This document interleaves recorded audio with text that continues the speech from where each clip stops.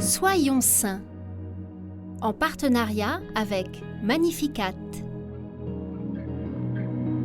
Nous souhaitons une belle fête aux Yves, Yvette et Hélorie.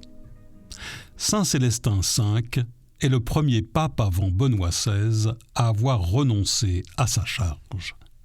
Né Pietro, il est né en 1209 en Italie. Il prend l'habit bénédictin, puis se fait ermite et vit dans une grotte quelques années. Puis il est ordonné prêtre et s'installe sur le mont Morone.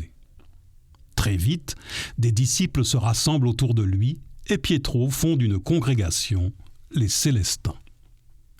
Après avoir été abbé général quelques années, il revient dans sa région natale et se retire à nouveau dans une grotte.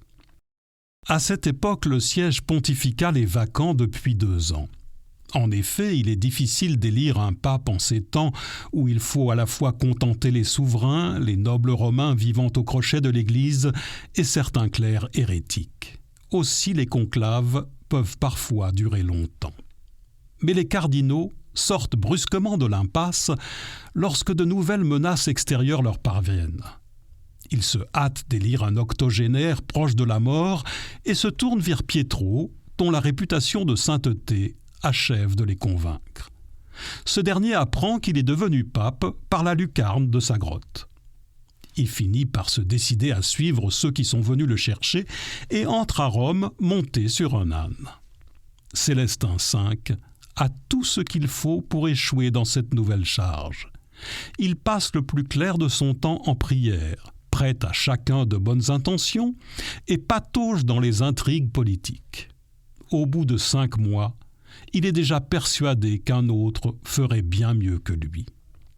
Il reprend alors son habit d'ermite et veut retourner dans sa grotte. Mais le nouveau pape, Boniface VIII, le rattrape et le fait enfermer jusqu'à sa mort 10 mois plus tard.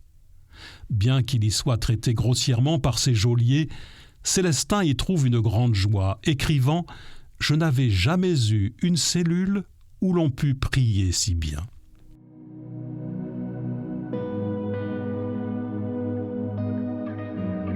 Saint Célestin V, nous confions notre pape François à vos prières, qu'il reçoive les grâces nécessaires à l'exercice de sa charge.